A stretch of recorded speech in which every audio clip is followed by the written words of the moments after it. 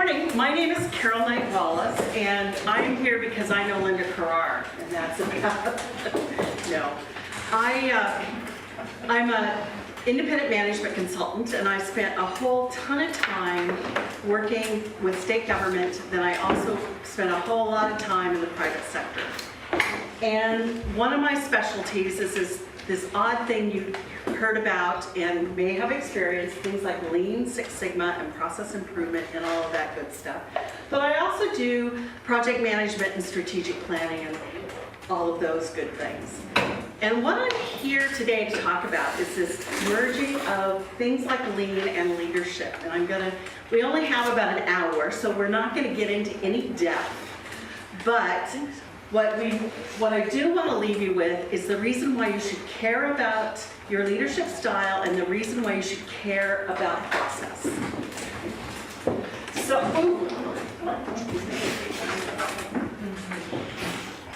So first of all, I'm going to start with a little bit of information about leadership and role models. So just take a look at these categories up here. We've got business, family member, community, civic, teacher, coach, politicians, entertainer, athlete. Pick one of those where your biggest leadership role model came from. What category? You don't have to say it right now. Just in the privacy of your own minds, pick the category with your greatest leadership role model.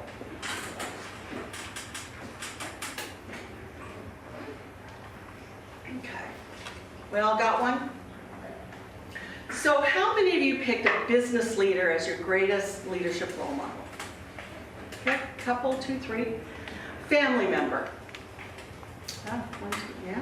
Okay, it looks like about 10 to 15. Community civic. 1, 2, 3. Great.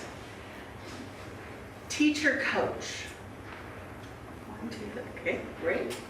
Politicians. Entertainer. Yeah. Athlete. Yeah, couple of these. Okay, great.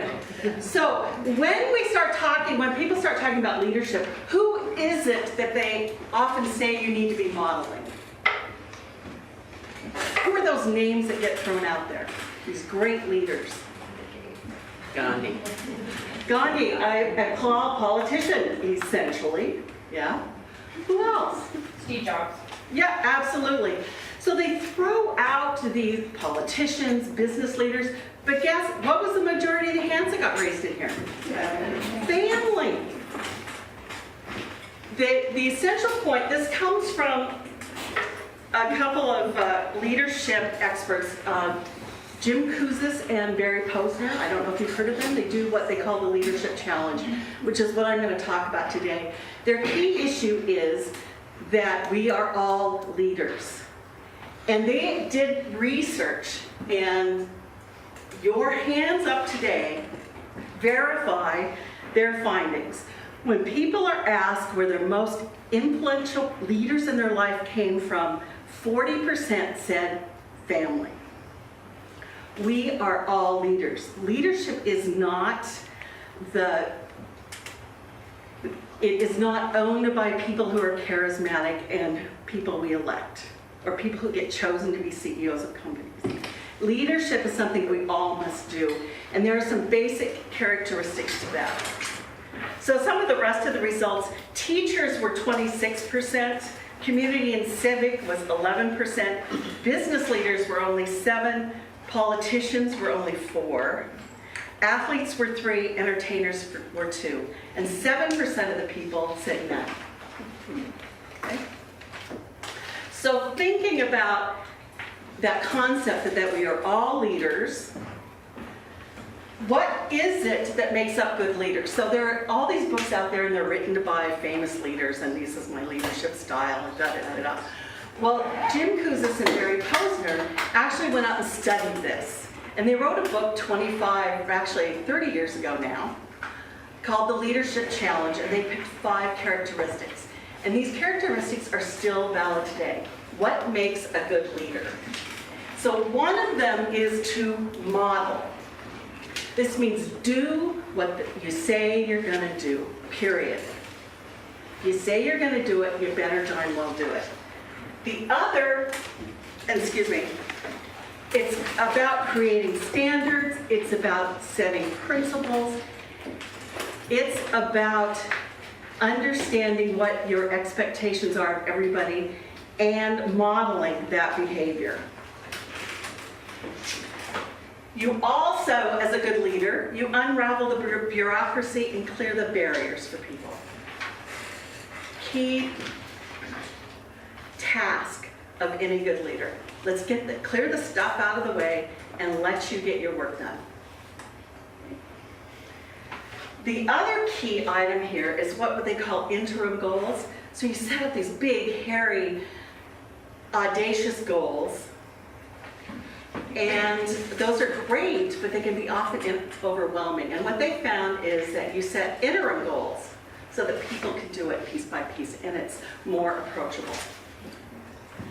The other area is inspire. And this is about vision, and vision trumps everything. It's about getting an ideal picture of the future and a unique image. And it's about allowing people to see themselves in that image. Kouzes and Posner say this is the hardest one of all. And in fact, more recently, I heard one of them speak who said, you know, we haven't seen any improvement in this over the last few years, over people's ability to be a good visionary and to inspire. It is the hardest thing to do of all of them. So envision the future, set a vision, make sure people can see themselves in that vision. The other one is encourage the heart. This is about recognizing contribution and making people feel like heroes. So back in one of my 85 careers, I was along with several people up here, I was a public information officer for the state of Washington. And I was the chief public information for the Department of Licensing. We had some huge announcement we were making. I don't even remember what we were doing. I don't even remember the topic. What I do remember is that this effort took a lot of work. And me and my fellow PIOs had every media outlet in the state paying attention. We were on front page news. We were on the 5 o'clock news. We did our homework. Guess what our boss said after this was over? What should he have said? Yes. Yes. Do you know what the first thing he said was to the director of the Department of Licensing? She said, "This looked really good, Bob." And he goes, "Well, we have some things to work on." My fellow PIO, who is much more assertive than I, nearly jumped down his throat. I was like, "Are you kidding me?" Absolutely. Nothing you do is ever perfect, and there are always lessons to be learned. But did that encourage the heart? The first thing you say to the CEO of the organization is, "Oh, but we have some things to work on." You jerk. You know, that's all you can think of. He didn't last long. The fourth one is to enable, and that's about fostering accountability, collaboration, and building mutual respect and dignity. So you want each person to feel capable and powerful. You want them to enable them to do their best. Give them the tools to do their best work. I am working now with a client who will remain nameless, who has this incredible customer service ethic. They do everything they can to meet customer needs. They do a wonderful job of it. Trouble is, they do not have the processes to support it. So when they meet those customer needs, it's often by heroics of their employees. And what happens when everything is based on heroics after a while? Pardon? It's exhausting. People get tired, they get burned out, they move on. Okay? So make sure you're enabling people to do their best. And the last one, which is last for a good reason, is because it leads us into our next topic. And this is challenge the process. Challenge the status quo, find innovation. How many of you think, oh, I'm not innovative, I'm not very creative, that's not my thing? Or used to think that? You don't have to raise your hand. There's a great quote by John Cleese. Everybody's heard of John Cleese? One of the most creative comedians around. He says, innovation is not a talent, it is a way of operating. So there is a process to being innovative. It often just doesn't happen on the spur of the moment. You have to work at it. It's like every once in a while we get those creative ideas that pop into our head, but that's not usually how they happen. Okay? It most often happens down here. You're experimenting, you're making mistakes, you're learning from it, you're trying something new. That's where most of the innovation comes from. Do anybody know how many times Edison tried a light bulb before it worked? Oh, it was a gajillion, yeah. Thousands and thousands. Okay. That's where the most innovation comes from. You gotta try stuff until it works. What was I gonna?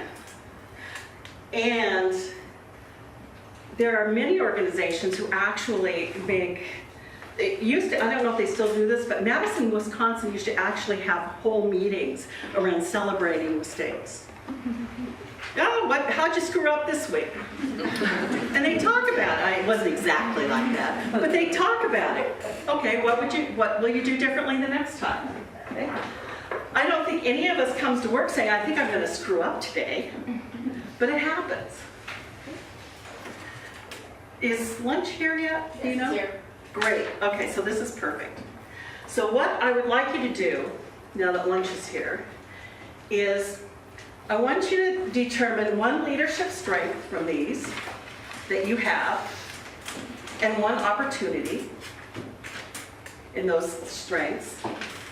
And then during lunch, and there's a method in my madness, I want you to find, however you choose to find them, that one person who's good at your opportunity to talk to and share your experience. So find someone else in the room who has your opportunity as a strength and discuss why you classified the characteristic as you did. Okay? So, shall we just break for lunch? Yeah. Okay, so let's take 10 minutes, find your lunch, find your person. Okay? I think we same guy. What did you think about that process that I just gave you? Wait. Come on. Thumbs up, thumbs down. Come on. Thumbs up. I think those more too. How easy was it to find someone who had your, I hate to use the term weakness, or thing you wanted to improve as a strength? How long did that take you? It was really quick. Was it?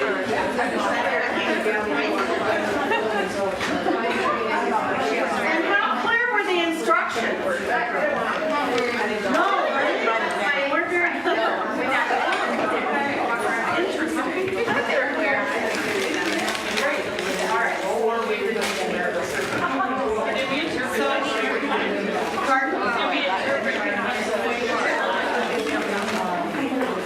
So you'll get a chance, you'll actually get a chance to improve this process later. Okay? So what I want to do now is lead into this concept of performance excellence. So who's heard of these concepts of Lean, Six Sigma, Total Quality Management, And you've probably heard the terms Lean, Six Sigma, continuous improvement. Do you know the difference between them? Do you care? Actually, you shouldn't need to care. Okay. All of those terms, all of this stuff has been around since the 1950s. It comes and goes with new names, but they all have the same basic underlying principles. And the reason it keeps coming and going is, what do you think the key reason is for failure of these initiatives to move forward in organizations? Execution, which is driven by what? Pardon? Leadership. Leadership. Yeah. It is leadership and the consistency of it and the willingness to stay the course and create the change is the reason these things keep coming and going. They're absolutely critical principles to running an organization, but leadership comes in, they start doing it, they screw it up, and then they got to put a new name on it because the last thing didn't work very well. Instead of staying the course and fixing what didn't work right and continuing to get better at it, it's like, oh, well, we have to dump that because we screwed it up. And now we're going to start over with a new name. It's not exactly, there are some subtle differences between Lean and Six Sigma, but I'm not going to get into those. But what I do want to focus on is this concept that all of these performance excellence principles are based in 4 key principles. And they're customer-focused, process, data decisions or database decisions, and engagement of employees. And the first one I want to talk about is this concept of customer. Now, when I started in state government in this concept of customer was, what? I'm a customer. Nobody pays for our service. Well, taxpayers pay, but we didn't have customers. In this case, we're not talking about anybody who pays for it. It's anyone who receives or is the recipient of a product or service, end of discussion. That's all it is. Who receives the product or service? Who does something with what you do? That's all we're talking about here. You have to meet their requirements in order to meet, quote, end customer requirements. So you have both internal customers and external. What happens if you are processing paperwork and you've got to pass your job off to someone else and it isn't done right, what happens to the end customer with that process? As it gets passed down the line and there's errors, what happens to the end customer? Yeah, they don't get what they need, or it takes longer. Okay? And so I've got to make sure that I'm able to do what I need to do so that you can do what you need to do. So when we pass our stuff off, whether it's to an internal customer or external customer, we want it to be right. So the key to this is to actually know who your customers are. It's not unusual for me to walk into organization and say, who's your customer? And I get a blank look. Well, I don't have customers. Well, who uses your stuff? Well, I don't know. That guy over there. Do you know what they do with it? Haven't a clue. And in fact, I was doing some work with a global financial services firm who has PhDs on staff doing economic analysis and projections and da-da-da-da-da. And I was working with them on a whole total sort of rework of their division and said, hey, who uses this report you produce? Oh, so-and-so uses it. Great, what do they do with it? Don't know.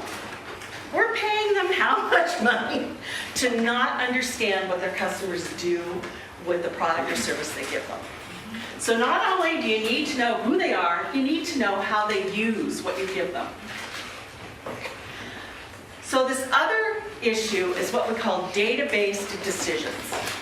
This is another case of data trumps almost everything. Okay? We want to know if things are better, worse, or staying the same, period. And we don't want this kind of, we want to minimize this kind of behavior. As leaders and managers, sometimes you just gotta do what feels right. But first, let's get some data. So we want to get rid of the off the top of the head, the knee-jerk reaction, off the cuff, gut feel, finger in the wind, shoot from the hip. What we call management by body parts. Okay? We want management by data. So where's the data that tells you this is going to work? Get everything you can. What kind of data do you guys collect now on your jobs? Crime stats, great. Download count. Download count, great. Financial impact. Financial impact, perfect. Labor market. Labor market. And how do you use that data? Change what we do. Pardon? Change what we do, or increase what we do, or lean back. Yep, absolutely. It's critical to know what your next steps are, or understand how you're doing, right? But often in our individual jobs, so crime stats are pretty high up there. Labor data is pretty high up there. Okay. Do you have individual stats that tell you how you are individually doing on your job? Some? Okay. Examples? Evaluation. Valuations. In terms of, How your staff is doing, how your department is doing, and how do you get that data? well, individual evaluations and then evaluations of our department from like the administration. Okay, do you get like a number for Not that that? we put a lot of credence in that. Okay. It's, you can kind of tell, what you need to improve upon, where you need your customer service, where some mistakes have been made. You can kind of tell. Yeah, it's not conclusive. Right. Other examples? Time spent on different tasks or different areas of tasks. Time spent for tasks in different areas of tasks. And so why is the time important? To see where you can reduce waste on the team. See where maybe non-value added activities are being, spent too much time on, like admin other. What is that? Any other examples? Hours of, Go ahead. hours of training or something. Hours of training. Okay. And how do you use that data? If more training is needed, how effective the training was. Okay. Sometimes we use that to meet standards. There may be standards established and we're trying to meet those standards. Or if you work in a law enforcement agency in particular, choose to defend you against lawsuits because you say, no, look, we really did do 5,000 training, hours of training in this topic, so go away with your lawsuit. Right. And so how do you know how effective that training was? Tracking engagement, or doing end of presentation evaluations with open-ended questions for feedback that allow you to understand how the audience is going to utilize the training. Okay. And does it meet the goal that you set for how they're going to utilize that training? Okay. Yeah. Or the stats. For instance, we have a lot of training in cybersecurity. Then you would think overall the enterprise metrics would go down as far as data loss or data exposure. Yep, absolutely. So you want to try and establish that correlation between the training and some other higher level outcome. So butts in seats in training or hours in training is what we call an output measure. Okay, that's what it is. But the outcome might be greater productivity, a decline in crime, something. So we want data to help us do better, and we want to avoid the management by body parts.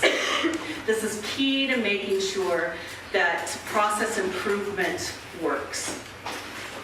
The last thing, no, this isn't the last thing, next to the last thing, is employee engagement. So I'm probably one of the older people in the room, but when I started my career, the manager knew all, was all, and whatever the manager said got done, and you just saluted. And every time there was a problem, you went to the manager and you said, fix it. And the manager would come in and fix it, and how often do you think they were right?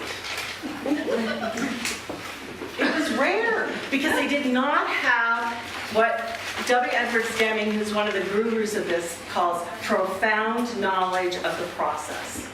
They did not have the profound knowledge of how things work.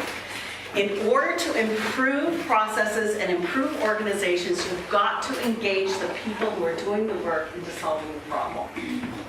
Okay? And what happens if you're engaged in the solution? What happens when you go to implement it?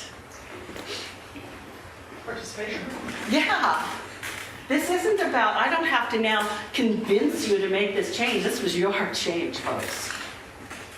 I don't have to spend a whole lot of time selling it to you. It's your idea. Now, how are we going to make it work? Okay? So the last key principle on performance excellence is all about this theme of process. So how many of you walk into work every day saying, I think I'll screw up? Nobody? No, we don't. We don't do that. And good process enables employees to do a better job. Bad process beats good employees every day. When you pit employees against a bad process, that process is going to win. So most processes are made up of an input, the process, and then the output. And in this case, to get performance excellence, we want to improve this stuff. So process is about translating the input into the output. What happens in the middle. And that had better work, or we won't get this. Or it's going to work because of employee heroics.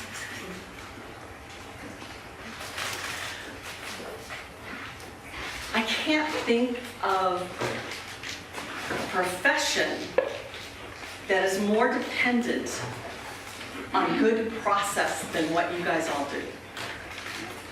I can't imagine one, except for hospitals, which are embracing process improvement like gangbusters these days. Okay? But process is how you translate all of those plans that you made into actually responding to emergencies. How you're responding to that emergency is your process. And I heard someone say, oh, we keep doing these after action reports and we come up with the same errors over and over and over again. I think that was one reason. Why is that? How come no one's going back and looking at the process and say, well, shoot, let's get rid of it. Let's figure out what to do about it so this doesn't happen again. So the other issue with process, how many of you have processes that look like that?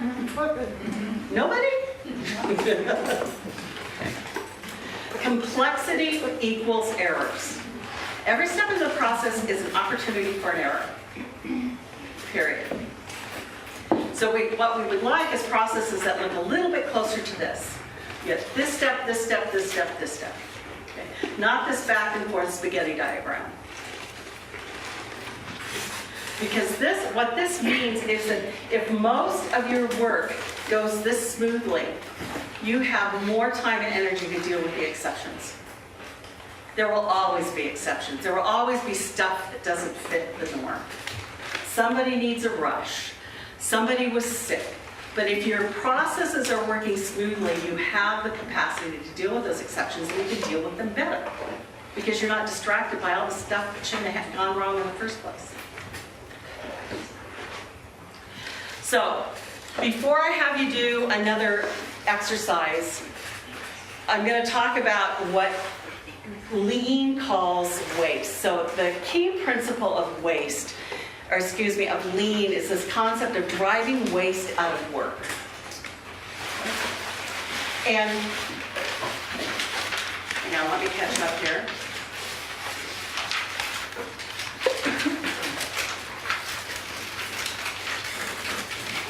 And there's 8 types of waste, typically.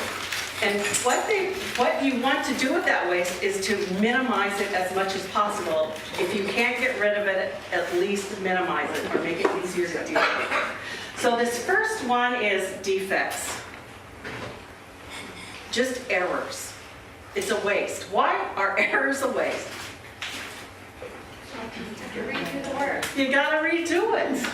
It's rework. You gotta do it again. Overproduction. This is about producing more than what you need or more than what the next step of the process can handle.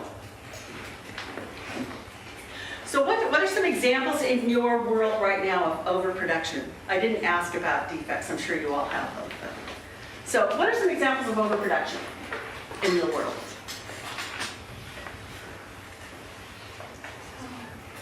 And it's less common in the kind of work you guys do than, say, manufacturing, but it still happens.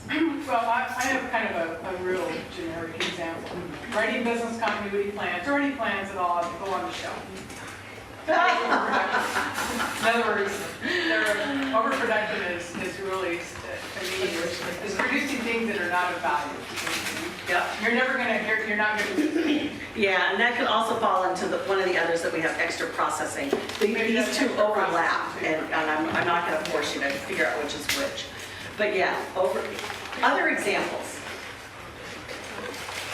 Well, this will sound silly, but we may have a prerequisite to a class where that classroom holds 30 students, but the class that they're going into the next quarter only holds 24. And that means we've got 6 students hung out here to dry, who can't take the class again until we've got at least 15, because they're gonna cut it for low numbers. So we actually had to cut the cap on the prereq to meet what they were feeding into. Perfect. Great example. Okay. Then we have this idea of waiting. Oh, this is just pretty basic. This is just, you're just waiting. You can't move, this process cannot move forward until something gets done and you're waiting for it to get done. Examples in your worlds. What are some waiting examples? Don't say waiting for a disaster. No, but every disaster involves that. Because, there are downtimes, there's the disaster ramp up and the staffing that is behind the curve, and then you're always behind. Which means you're letting people go after you needed to, but you can't predict the future. Yep. So there's always that. Yep. What else? I like wait time on a health desk. Oh, yeah? Yep. surveys, risk assessments, waiting for people to get back, waiting for. Yep, absolutely. Yep. I just spent an hour and a half waiting for, who was T-Mobile's, who are they? I forget. Anyway, hour and a half, because I'm a T-Mobile customer, and I don't know if you heard, they had some data breach at the credit company. And I spent an hour and a half sitting there. I was doing other things while I was waiting, but it was an hour and a half waiting for them to answer the phone, so I could get my free credit report. Okay. Oops, excuse me. Then this other one is non-utilized talent. It's the N in downtime. That's a big one. Pardon? I see it a lot. You have a specific?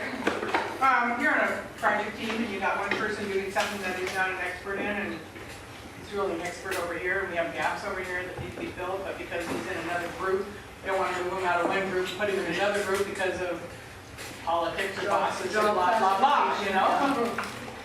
Absolutely.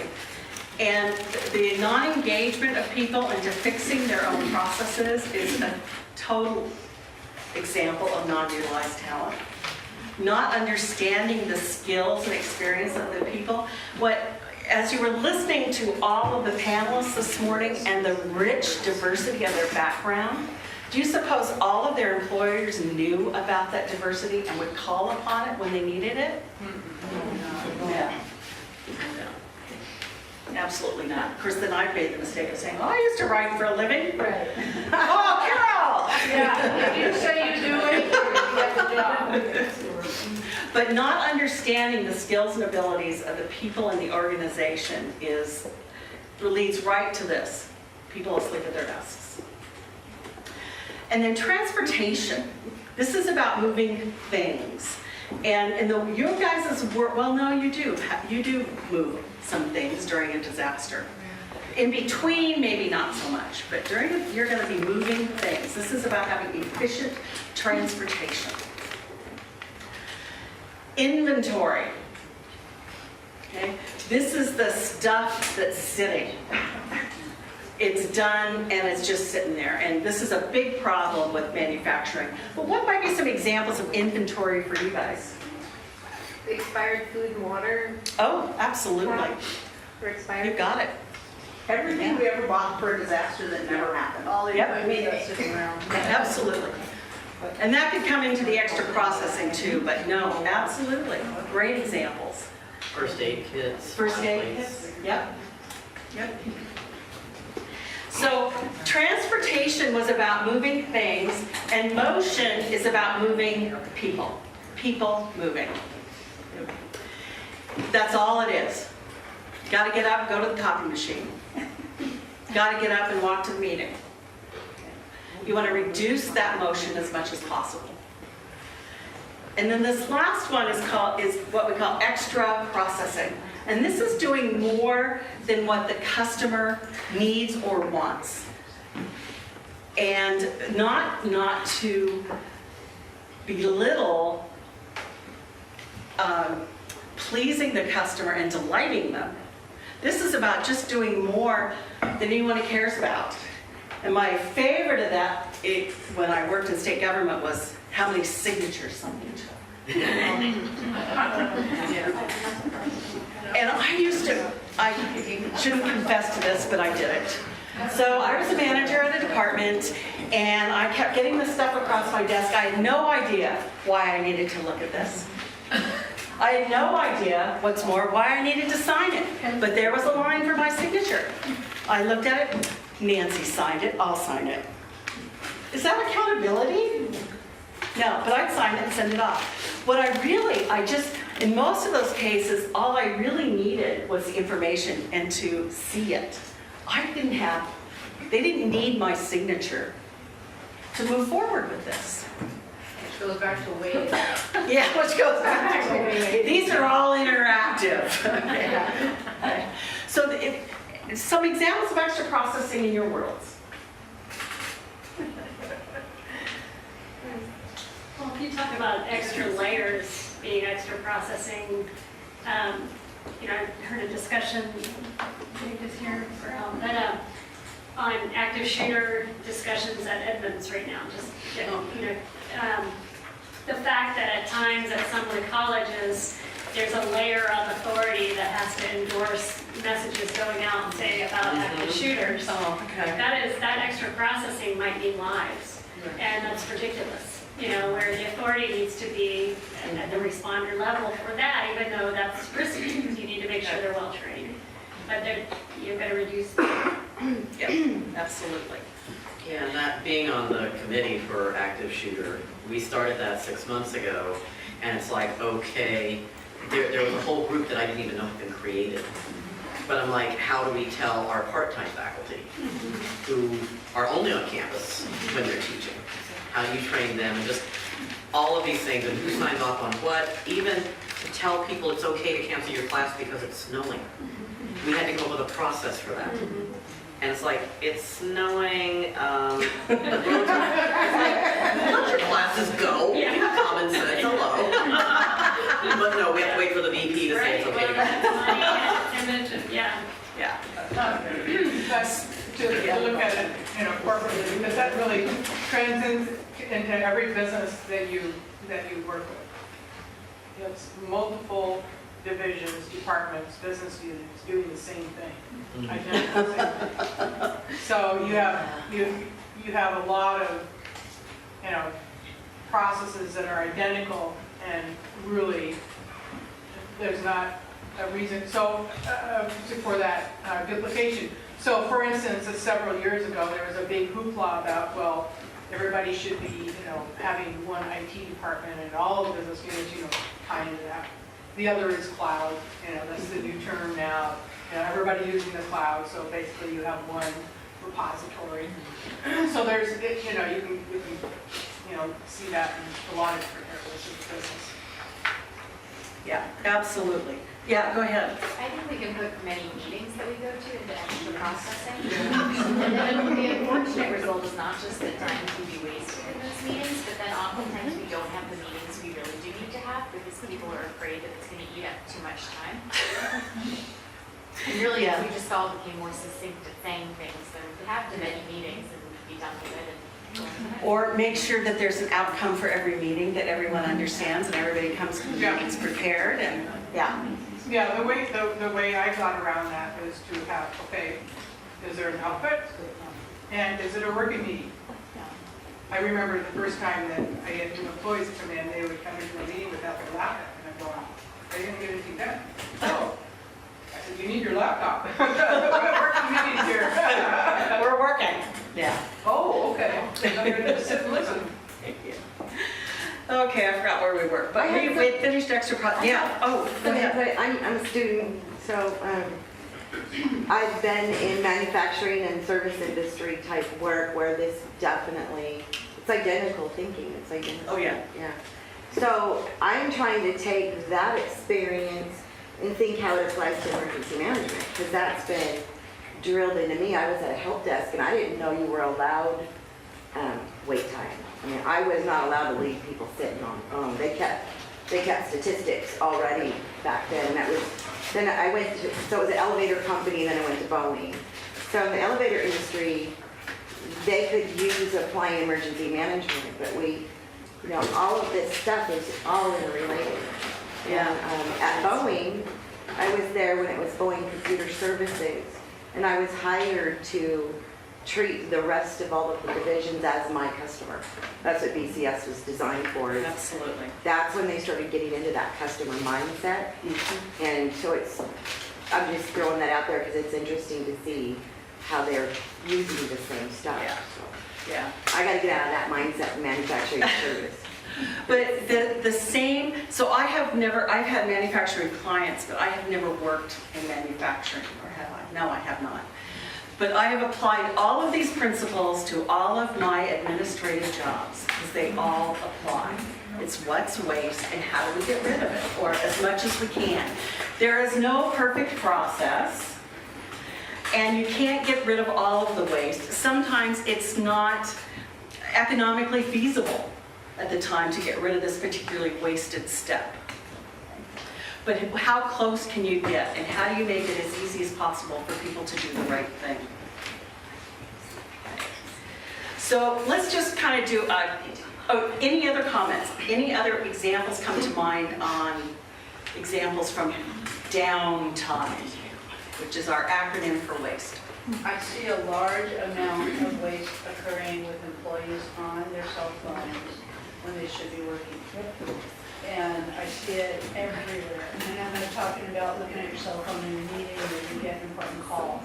I'm talking about shopping and looking at their Facebook, and no matter where I go, people are doing this, and it is basically productive time. It's a waste of the company's time, no matter what company it is.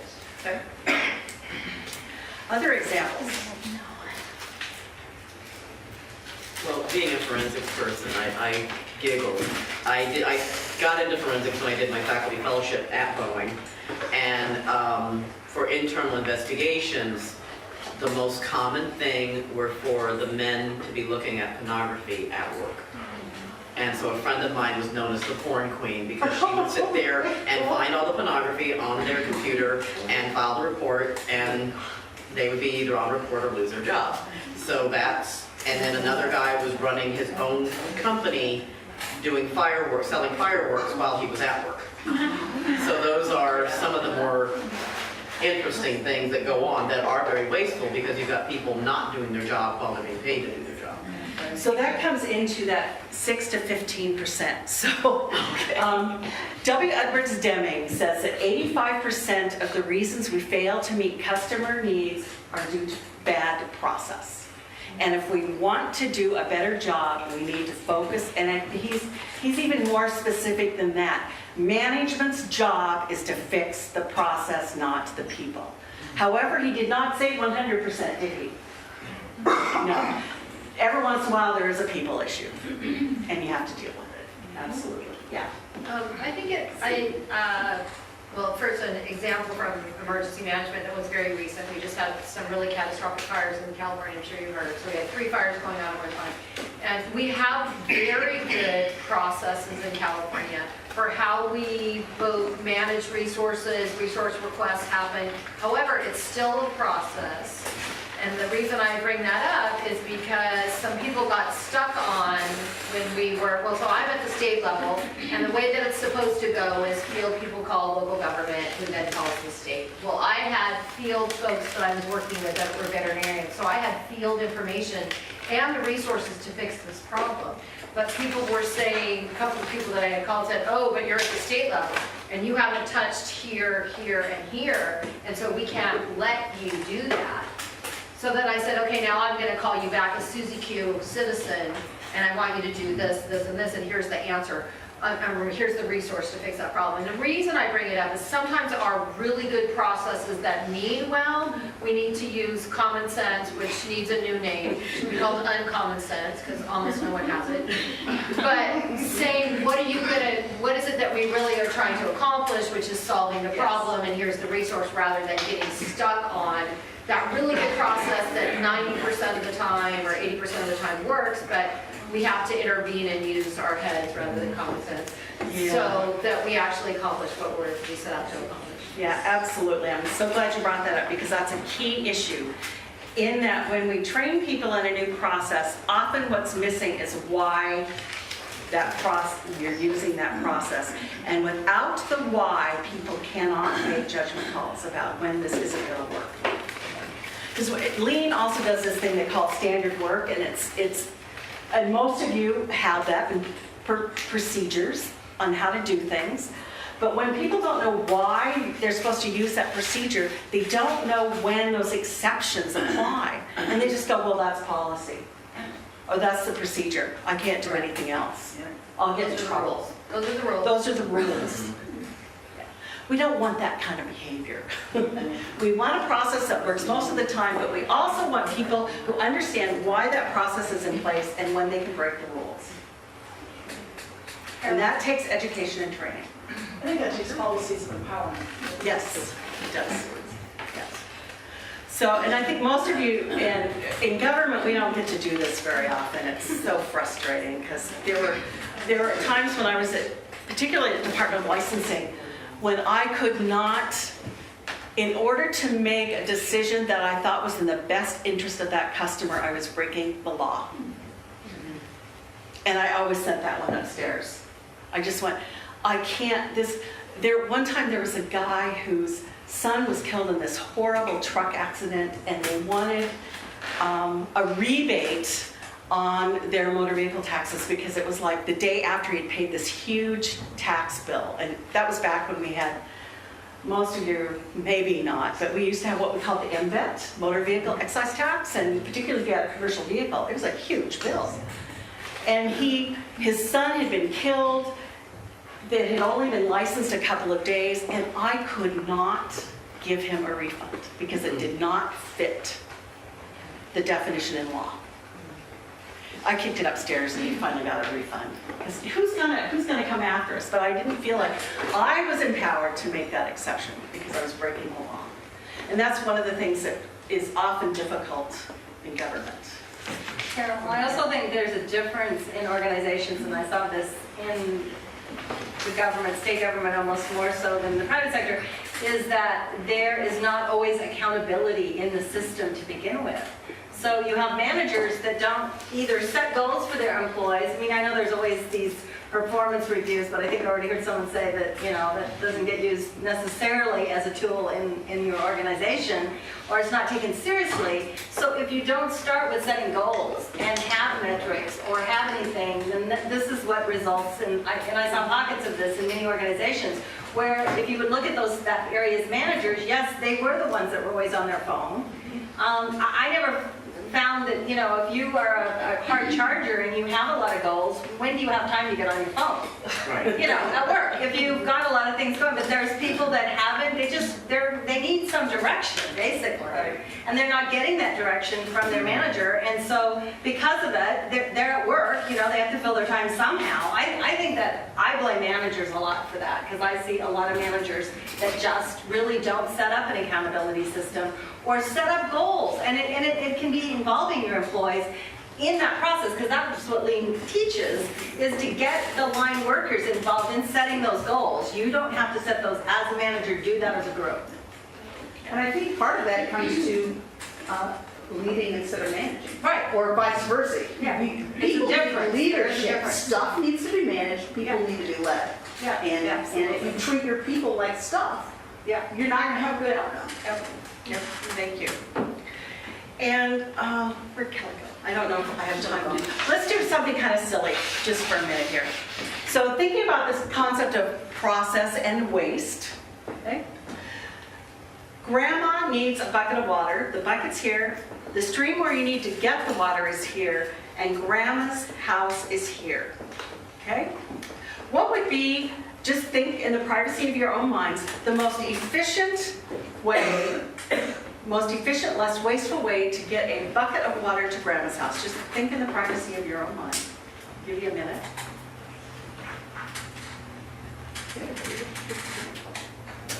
And you have to go to the stream. Grandma doesn't have a faucet.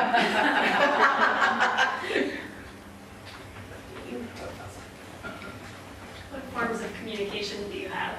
So just Oh, you just got to get the bucket of water to Grandma's house. We don't have any more resources. Okay. Don't overthink this. Don't overprocess it. Okay. So I'm assuming you probably have one in your mind. Okay. So some of you probably said this. Probably. Eh. Some of you might have said this. Eh.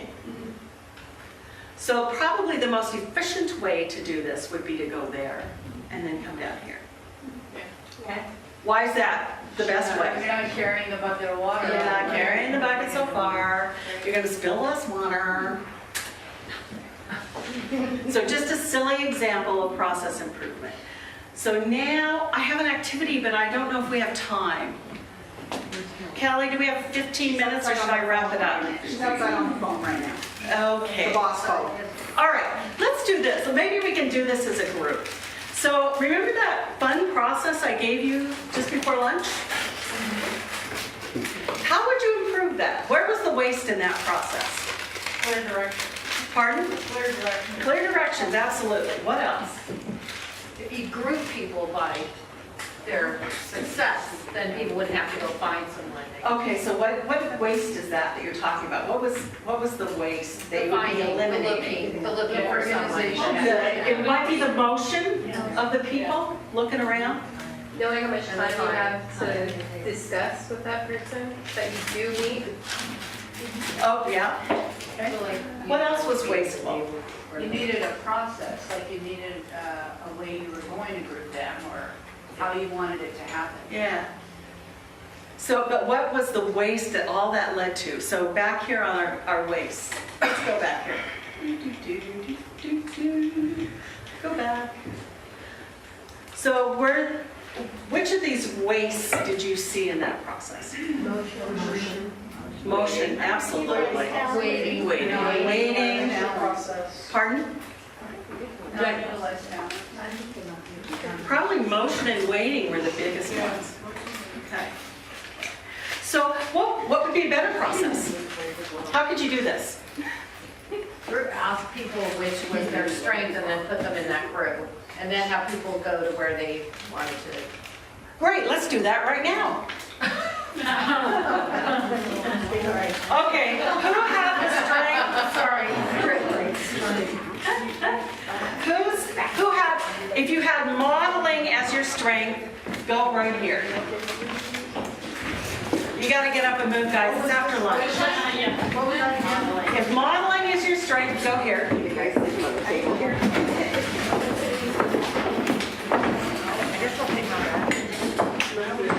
So if inspire is your strength, go back there.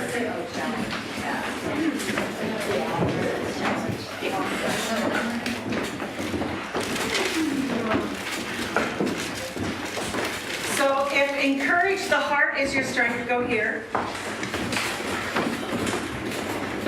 Enable, go back by Kelly. And challenge the process, come up here.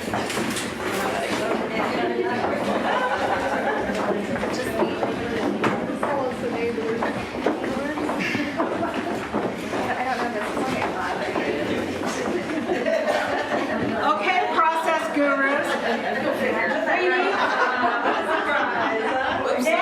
Now what's our problem? We're all in strengths, but if we get to the next stage, going to the next one, no one will remain in their strengths. Yeah, so what can we do? Meet the middle. Then pick it up. This, you guys, this is absolutely what happens with process improvement. We try something, we actually do it, we simulate it, we go, oh, it doesn't work. Sounded good. Now, so this is one of our learn from our mistakes. Okay, what can we do? Divide the class in half. Divide the class in half? Make us use a sign with. Okay, so tell me, how do we do that? So, Just count, half go there, and then do the same groups over, and the other ones can talk to whoever. okay, direct us through that. Oh, okay. How many people are there? How many people do we have? 40? 32? Okay. So 16, just count off? four, we need another set of 4 to go on the side of the room, please.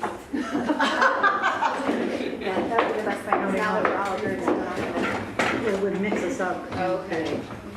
So then, well, and everybody's still, do we have a group that's missing now for challengers, Where'd the inspirers go? inspirers? Very small group. So then you have to identify what your group is, what your strength is. Who are you? Inspire. You're inspire, encourage, challenge. I think we're missing a group. Oh, okay, it's We're okay. missing a fifth. We don't But then have they would, now that we've identified the group, they can talk to, whomever, which group they're interested in. And then after they did that for 10 or 15 minutes, then we would switch the other half. Then they would be the groups that have the strengths, and these people would be the ones that talk to whomever had their strengths. Yeah, so this side of that side of the room are the strengths people, this side of the opportunities people, and they're gonna go find their strength person to talk to. So let's just try that quickly. We're not gonna spend a lot of time talking because I think we're running out of time. But go ahead, just go over there. Let's just try it. Find your opportunity. Remind us, so raise your hand. Challenge the process. Inspire. Okay, go find.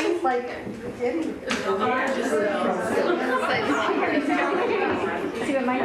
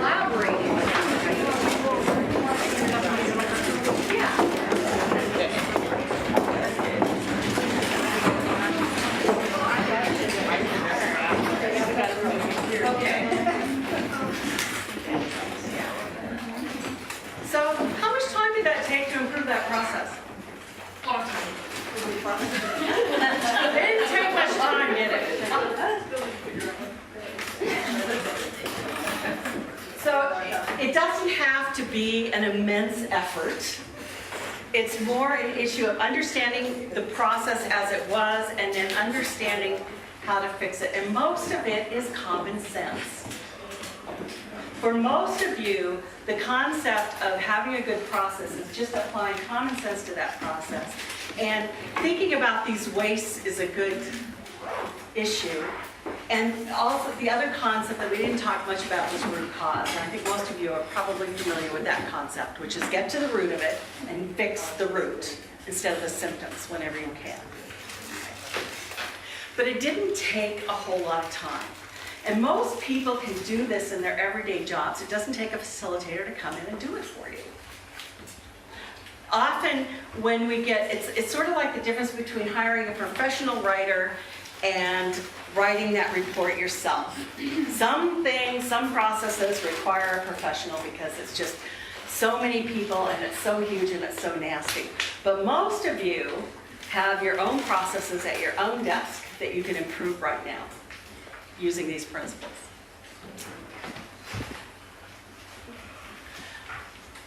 So just leave you with a couple of thoughts.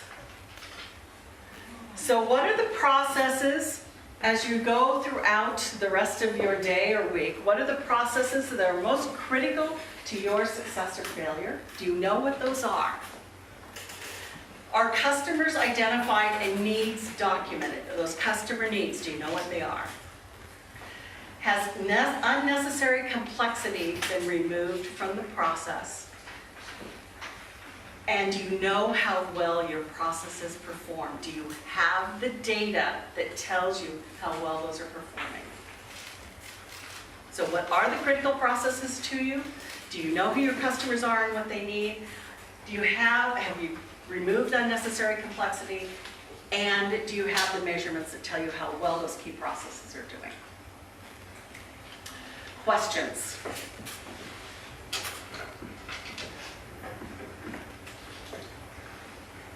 I was just telling Erica that back in '92 or so, the Marine Corps, I think, paid millions of dollars for the total quality leadership or total quality management training. And I loved it. I thought it was great, but I think they made it too complex. So a lot of people felt like we didn't have the time to incorporate this new, these great, you have to invest time to fix processes. Yes, you do. But it was almost too complicated, too many meetings on improving the damn process. And so in the end, I think a lot of people didn't embrace it because it seemed to add burden to our process, our life. Yeah. Where actually, as you're talking today, I'm like, oh, all these things that I loved reading about it and learning about it. And I know I've taken a lot through my life that I learned from that, but it didn't stick for us. Yep. And when I started doing this work in about 1990 at the Department of Licensing, that was our approach to most process improvements was weeks of meetings. Yeah. Weeks. It was a meeting a week for weeks. But I'm now a fan of what we call rapid improvement events, which is what you do is you sit down and you compress those weeks into a couple of days. You just get down, get in, fix it, and leave. And anything else that you couldn't fix in those events just gets put on a project plan, and you have a project manager to manage the implementation. But dragging things out for weeks and months was one of the key issues why I think a lot of the initiatives failed. And part of it, so I am a Six Sigma black belt, which I don't know if you know what that means, but what that means is that I took a lot of statistics, and which I rarely use. And 90% of the time, you rarely use it. Yes. Because most of the fixes don't require that much research and data. Almost all fixes require some data because you need to know that you actually made a difference. But Six Sigma has a tendency, and even though I am a black belt, I will say this out loud, that it has a tendency to overcomplicate things. And that's one of the reasons why the whole lean thing gets embraced more, because it's simpler, you can teach it in a day, and people can embrace it, and they can see how it applies right now. We're not burdening people with a whole lot of statistics and how to do statistical analysis and correlation and all of that stuff. Because most of the improvements you can make to your process are very simple, and you can do them right now. Other questions? Is a good place to start looking at the process improvements, is looking at these after action reports or Scrum, like your review session. Is that a really good place to start? Because I find myself kind of struggling, like I know this could improve, but where do I begin? Yeah. And kind of working backwards. Yeah, so we even have methodologies to pick projects, but looking at, say you're looking at your after action reports, well, what were those issues that were the greatest pain in the neck? And pick one and deal with it. What caused it? Get to the root cause and then figure out how to fix it. And you might have to experiment around and try things, and great things to do in the downtime between disasters. But it may take a couple of experiments or tests to figure out what works. Other questions? I guess I have a question. So a lot of things are time sensitive, right? And even in manufacturing. So when something was noticed to be a problem, it usually had to do with time and the length of time something took. And that was usually statistically done. In emergency management, do they, like doing an exercise, they stopwatch people? They keep track of those time frames, and is time a place where they lose a lot of effectiveness? Is that kind of what we're talking about? I'd say no. Sometimes it's time-based, so the quick 101. You make, when you're doing an exercise, you write down what the expected outcome is of whatever you've put in. So if the inject is, Jane gets a phone call that says, there's a shooter on campus, there's a list of things that she's supposed to do, and her evaluator is looking to see whether or not she does them at all. And there's a timekeeping component to it, like, yeah, she did it, but it took an hour and it was supposed to take 30 seconds. Those sorts of things. We're less concerned about time components in the emergency management realm. First responder realm is a little different, but emergency management realm, we're less concerned about time as we are about actually, did you do the process that was laid out for you to do? If not, why? Because maybe the evaluator goes, no, but she did something that was way better and got the same job done. So we have an evaluator whose job it is to watch what they're doing and see if they're following the process as we understand the process is supposed to work. And the direct outcome of that is an after action plan where you make corrections to those processes that didn't work or need improvement. Did that help? Yeah, I'm just looking at the big picture. Yeah. So the issue is to find the ways that this applies to what you do. And just because it applies to manufacturing or because that's where a lot of the state comes, doesn't mean it's even applicable to what you do. But there are things that are applicable to what you do. And I know because I've worked in them every day. And when I was first exposed to this stuff, I just kind of went, I was an information officer, I go, my stuff is creative, I don't have any processes. That is what I thought at first. But guess what? What do you think it took to get a news release out of a government organization? That's a process. What do you think it took for me to write a speech for the director? It's a process. Write a brochure. It's a process. So it's how to get those in the most efficient and effective way possible. And it often requires making sure people are accountable and know what their roles and responsibilities are. Any other questions? I'm probably out of time, aren't I, Kelly? Oh, gosh, yeah, I am out of time. Okay, thank you.